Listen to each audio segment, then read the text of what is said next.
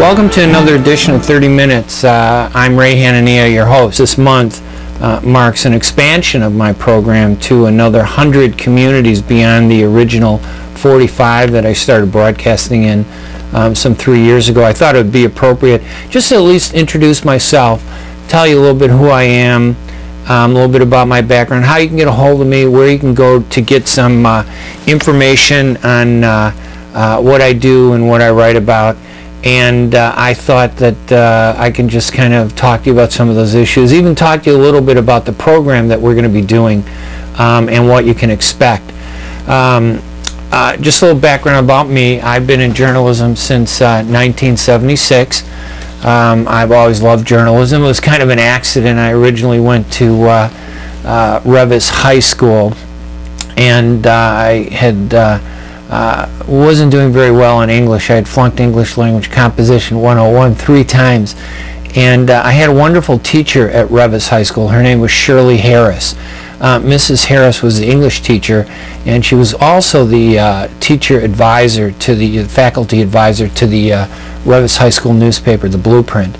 And at the time, this would have been in 1969, 1970, I think, she had come up to me and wanted to talk to me about English. I wasn't doing very well. I wasn't a great writer. Some people still say I'm not a great writer, but I don't care. At that time, I just had no interest in writing. It just, communications and journalism were not things that I was interested in. So she sat me down and she asked me, what did you like to do? And I said, well, I played lead guitar. I had a Gibson Les Paul, and we played Led Zeppelin, Grand Funk Railroad, some Beatles songs and things like that. And she had said, well, why don't you write a column for the school newspaper about music? That was junior year. By my senior year, I was named editor-in-chief of the school newspaper at the Revis High School. It was really an exciting time, and I really learned to appreciate journalism. I learned to appreciate the ability to help educate the audience who read the paper about issues that were important to the school and to the students and to the community. I didn't go to journalism school. I was a political science major. So that was my first introduction to journalism. I lived in Burbank after having lived in Chicago all my life until about 17 years old when we moved out to the suburbs in the late 1960s. Since then, I started my first job in journalism at a community newspaper called the Messenger Press. I was a freelancer. I worked for a guy named Walter Lyson, and I did that for about maybe 4 months freelancing. Sometime in 1976, I got a call from the the Southtown Economist, which wasn't daily yet, and the editor there, a great guy, his name was Marlon Landwehr, invited me to write for the newspaper because he liked the letters to the editor that I had been writing every week to the newspaper, complaining about the newspaper's imbalanced, unobjective coverage of the Middle East conflict. And I remember I would go to the Southtown with these handwritten 10-page long letters, and I'd give them to Marlon Landwehr, and I'd say, you have to run this in the paper, it's only fair. And he would look at it, and of course it was kind of a struggle for him because he had to retype everything, or he had to have somebody else retype it. So I think maybe he hired me just so I would quit annoying him with those letters, those handwritten 10-page letters that he had to have someone retype. It was just much easier to put me on staff. And I started there and I covered the education beat for a while. And my big break came in the spring of 1978 when the Daily News folded. I remember Bruce Sagan. He was kind of a heavy-set guy, very classy, very intelligent guy from Hyde Park. He owned a couple papers. The Hyde Park Herald, I think, was one of them. Brilliant man. He was in the newsroom of the Southtown Economist, which was published twice weekly on Wednesday and Sunday. And he got up on a desk. It was very dramatic. And he said, we're going to go daily. We're going to take over from the Daily News. And it was a very exciting time. And I remember they came up and they asked everybody in the newsroom, would anybody like to go and cover Chicago City Hall? Now you have to remember, there were no volunteers. There had been a lot of people working at the Southtown before me. I'd only been there, I think, maybe 4 to 6 months. Nobody wanted to go because City Hall was a boring beat. Mayor Daley had died in December 1976, and Michael Blandick, who was the Finance Committee Chairman, took over from Mayor Daley, and he was the interim mayor, the acting mayor, and his election wasn't coming up for about 8 months or so. And nobody wanted to go there because he was, you know, he was just a nice guy, but he was not a newsworthy person. He never made news, at least not exciting news. I remember he ran in the Beverly 10-kilometer Ridge Run, I think it was called, and I ran with him to cover a story and write a story about him. And it was one of my favorite stories at the time. It was a column, I think, I can't remember the title. It was 3 Hail Marys and a pair of Adidas. That's what it was. It was just how I couldn't believe this guy was so healthy he could run 10 kilometers, which really isn't far, but it was for me. I think it was 6 miles. But when Sagan got up there and he said, "Hey, does anybody want to cover City Hall?" I immediately raised my hand. I said, "Yeah, anything to get out of the newsroom, and two, you know, going to City Hall just seems so amazing." 2 years earlier, after I had left the U.S., serving in the U.S. Air Force, I served during the Vietnam War, not shipped out to Vietnam. I worked at an F-111 base out in Mountain Home, Idaho. We were going to be shipped to Vietnam, but we never went. It was toward the end of the war.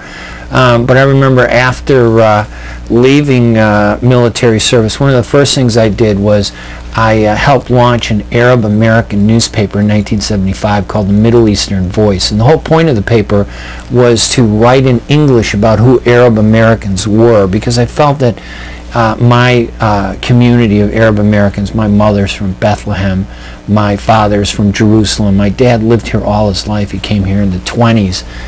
Very patriotic American. He served with his brother, my Uncle Moses, in the 5th Army during World War II. My uncle actually served in the Navy.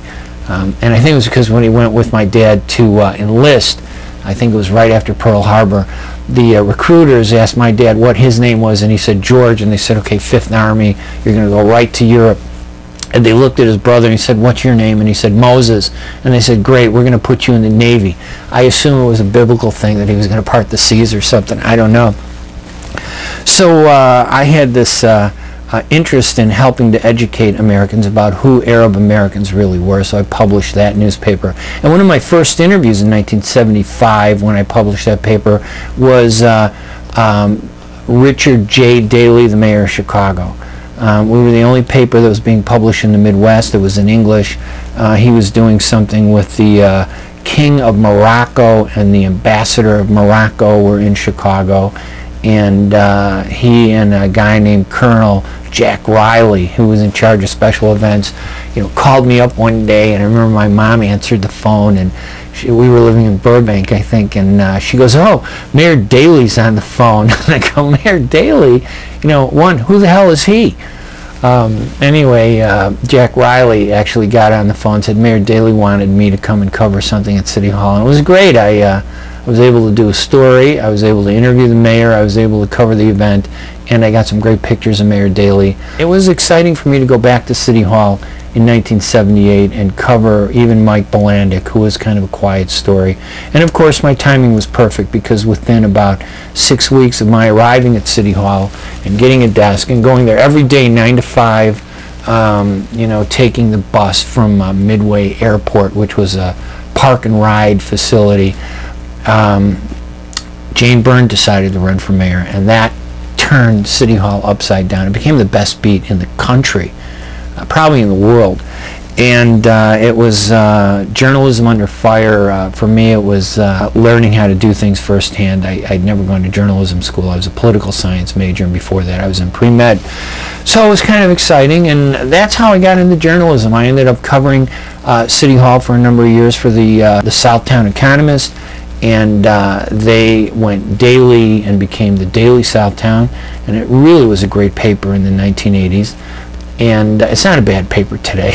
I don't like to beat up on other papers. I think they could be improved a little bit. And then in 1985 I got hired by the Chicago Sun-Times, and because the person I worked with, Harry Golden Jr., who was a City Hall reporter, liked my writing, recommended that they hire me. They put me on a column called Page 10, and I did the political celebrity news, if you can consider politicians celebrities.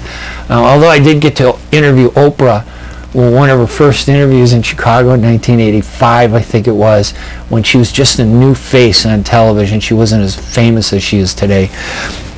And I remember how exciting that was, and I did Page 10 for a year, and I ended up going back to City Hall, and I covered City Hall until 1992. I ended up meeting Miriam Santos, and we became friends, and I ended up leaving the City Hall beat. I went to the county beat. I worked there for a year, and then, of course, Richie Daley and Miriam Santos got into a fight, and Mayor Daley's advisors decided that they were going to use me as the excuse to hammer her.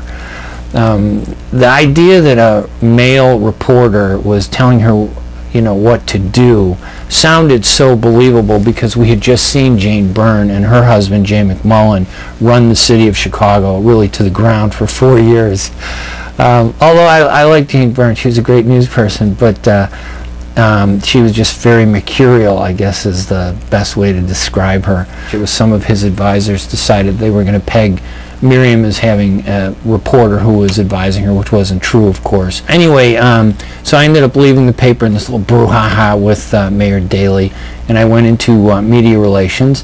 And of course, thankfully, because of all that, I was able to take on a number of clients. I opened up my own PR company, and I did media relations for about 7 years. I did like 40 or 50 political candidates for the legislature, for Congress, Bobby Rush, Luis Gutierrez.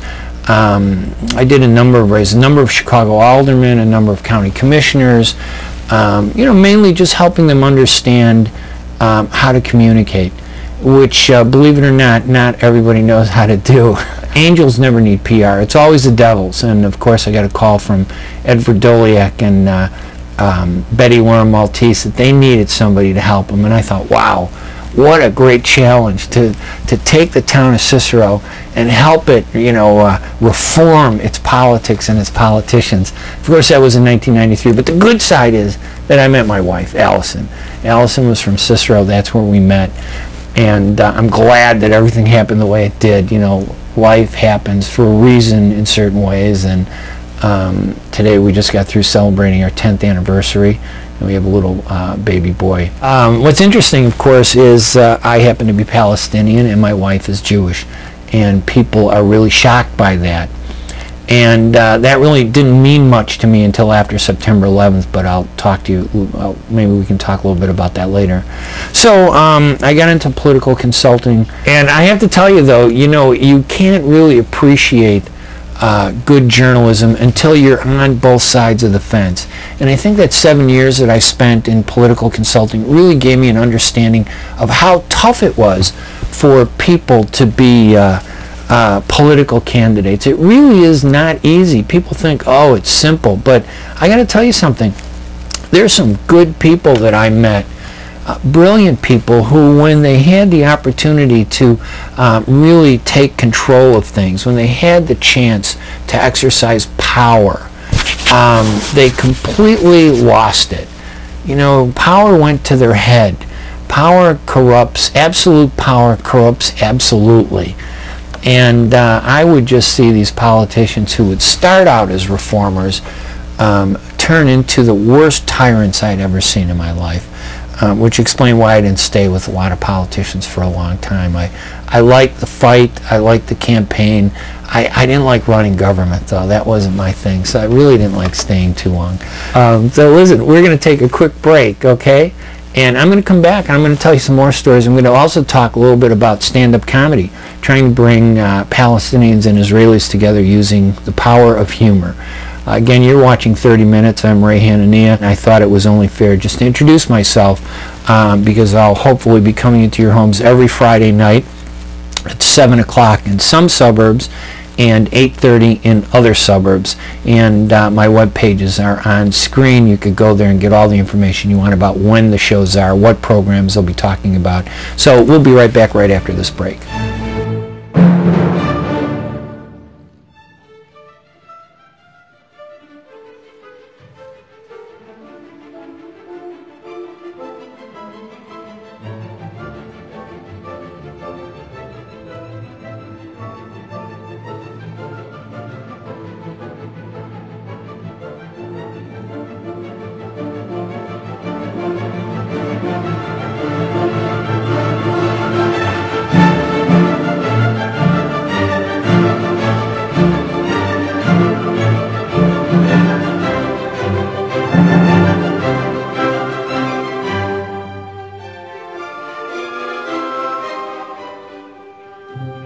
Well, welcome back, and I know that some of you are used to watching my program. Normally I do Middle East issues with 30 minutes, but beginning this week with this program that'll be running usually about 2 or 3 weeks every month. I try to do one program a month, but I think I'm going to start trying to do 2 different programs. I'm going to focus more on Chicagoland politics. This show now is being broadcast to 145 suburban communities, and I thought it would be really interesting just to tell you a little bit about who I am. So I've been talking a little bit about my life, my experiences. I'm kind of like, you know, being a journalist, I'm not a hypocrite, I'm not thin-skinned. I can take the criticism if I can dish it out. Right now I've returned to journalism. I write for the Arlington Heights Daily Herald. I write the first Monday of every month a column analyzing the Middle East for them. That column in 2002 won a Society of Professional Journalism Peter Lissiger Award. This past April, I won my 3rd Lissiger Award for column writing for a newspaper that I love to write for. It's a community paper covering the southwest side of Chicago and the southwest suburbs, called the Southwest News Herald. Now you can see the web page of the Southwest News Herald on the screen as we're talking, or you can link to it from one of my web pages. But the Southwest News Herald comes out every Wednesday in Oaklawn, Burbank, and Bridgeview. And I write a column that appears usually on page 3, but sometimes on page 2, depending on advertising. And a column, usually the same column, that appears on Thursday in the City Edition in the southwest areas of Chicago, the 13th, 18th, 19th, and 23rd wards. Also a little bit of the 14th ward and the 15th ward in Chicago. Those columns usually focus in print on the political, government, and the slice of life events that cover the southwest side of Chicago and the southwest suburbs. But also, if you go online at swnewsherald.com, again, the web page will be on the screen, you could read a number of online columns that I write that are about national and international issues. A lot of the print columns focus on local issues, but the online column, and I do about 3 a week, usually as many as 4, you know, when the heat of political season starts, which will be after Labor Day. Those can be really interesting. You may agree with me, you may not agree with me, but the whole point is we're going to have a discussion. You're going to understand things, because what you don't want is somebody who talks to you and you say, wow, I agree with you. No, what you want is you want a healthy debate. We can disagree, but we don't have to be disagreeable. We can disagree about the war in Iraq, which I think is wrong. We can disagree about President Bush, who I don't really respect much. I support our soldiers. I'm very patriotic. My brother was a Marine. I served in the Air Force. My father in the 5th Army during World War II, as I told you, my uncle in the Navy. So it's not an issue of patriotism. It's an issue of what's right. So, but those are some of the issues that I'll explore in my column. You can go online now and read some of my past columns. I have a blog where I share some of my thoughts, some behind the scenes on some of the columns that I write, some of the topics. You know, the column is usually only about 800 words. But beyond the Southwest News Herald, I also syndicate a column around the world. I write for the Arab News in Saudi Arabia. I also write for the Jerusalem Post, which is an Israeli paper based in Jerusalem. Those columns last year won me the award of being named Best Ethnic Columnist in America from the New American Media, which is, you know, it sounds great, but, you know, they call them the ethnic Pulitzers. I mean, I don't like being identified as an ethnic person. I'm an American. But especially after September 11th, people began to look at me and say, no, you're not American, you're something else. And I've always been proud of the fact that I'm Arab American, just the way Irish people are proud of the fact that they're Irish American. Italians are proud of the fact that they're Italian American. And just as Jewish Americans are proud of being Jewish American. I try to write a column that defines the moderate Palestinian and Arab voice. I try to apply principle to both sides of the Middle East conflict. I talk to Palestinians and I tell them that, you know, I understand when an Israeli kills a Palestinian that you want to stand up and complain about killing that Palestinian, but if you don't also stand up when a Palestinian kills an Israeli, then you're violating the morality of a principle. I believe that we have one principle and we apply it fairly to both sides. And when we do that, that's moderation. That means that when the Israelis do something wrong, I criticize them, as I do in the Daily Herald, as I do in my newspapers in the Arab News in Saudi Arabia and the Jerusalem Post, and a number of other papers, including the New York Daily News, Newsday, Orlando Sentinel, and the Dallas Morning News occasionally, plus a whole slew of other smaller community papers around the country. But I'll stand up for the rights of Israelis too. And I believe that Palestinians have to recognize Israel's right to exist. I believe Hamas is a terrorist organization. I believe that they're fanatic Islamicists. And I distinguish between Islamicists and Muslims. I think Muslims are, you know, Islam is a very peaceful religion. I happen to be Christian, but most Americans think I'm Muslim. I remember after September 11th, I had a woman come up to me and say, I can't believe you abandoned your Christian faith to become an Arab. And I realized, wow, Americans, we're the most educated people in the world, but we're the least educated about the world. So that's what got me started in stand-up comedy. I realized that after September 11th, it wasn't enough to write a column to explain things to people. You had to use something that would shock the system. And I believe humor is a great way to communicate. I think humor is the most powerful way to communicate. I think when you use humor, you can grab somebody's attention in a very personal way. And once you make them laugh, it's very hard for them to hate you, because laughter is a very personal thing. You know, it's easy to hate somebody you don't know. It's harder to hate somebody you do know, and you become angry. What we don't want passion to become unbridled emotion. We don't want that emotion to become hatred. We don't want hatred to become extremism. What we want is to bring the discussion back down to a passionate but agreeable format of disagreement, discussion, debate, dialogue. Palestinians and Jews, we can respect each other. Whether you support George Bush or not doesn't really matter. The idea is we can talk about the issues. I hope you've enjoyed, you know, this 30 minutes, this little glimpse into my life as a journalist, as a stand-up comedian. I broke the Arab taboo. A lot of Arab comedians will perform with Jewish comedians, but they won't perform with Israelis. I think that's ridiculous. So last January and again in June, I went to Israel with 2 Israeli comedians that I met online on the internet, and with a friend of mine, Aaron Freeman, who is an African-American Jewish comedian, and we did shows there, almost 15 shows, not just for the Israelis, but for the Palestinians, and they loved it. They want it. We're going to be going back there in November.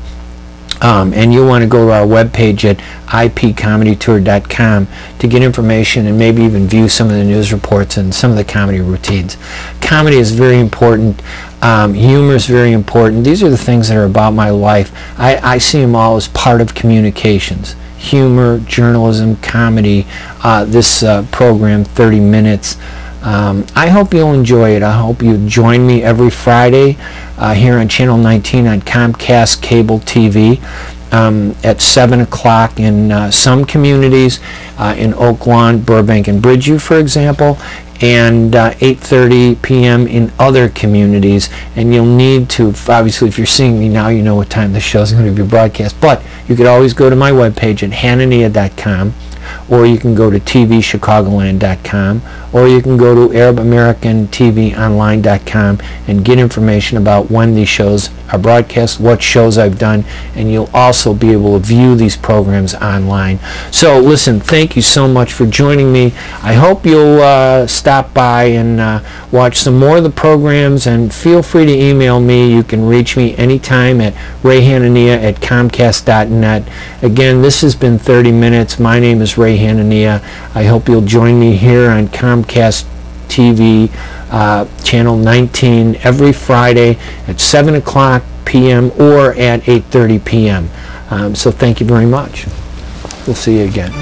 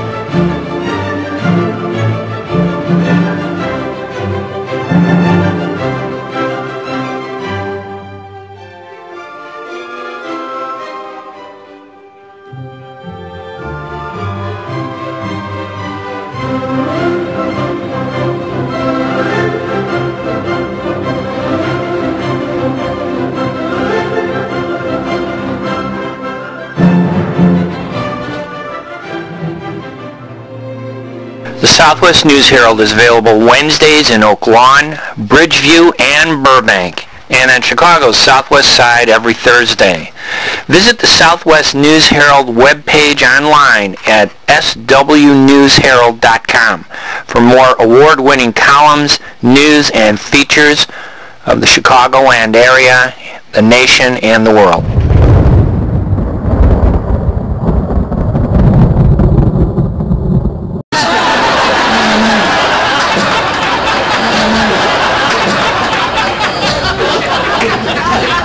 In the Middle East, Arabs and Jews are the only people in Hebrew and Arabic that have that sound.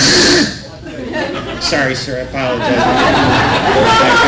This guy's scared I'm going to hold him hostage. This guy, I'm spitting on the guy over there. I'm really sorry. I mean, it's a terrible sound. Can you imagine the Arabs and Jews around the negotiating table trying to negotiate peace?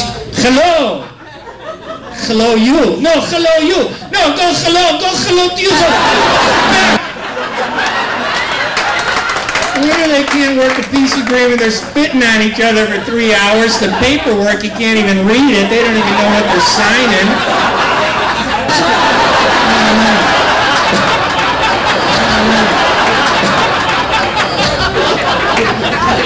Her father came up to me at the wedding, real nice guy, very heavy Yiddish accent, and he said, "Hey, you want to go to a Cubs game?"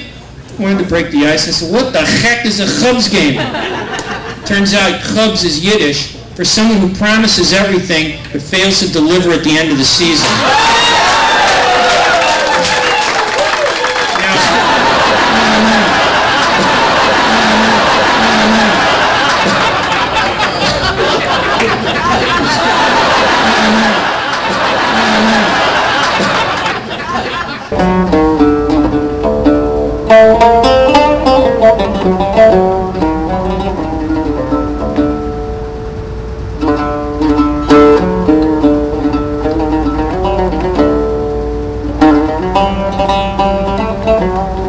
Now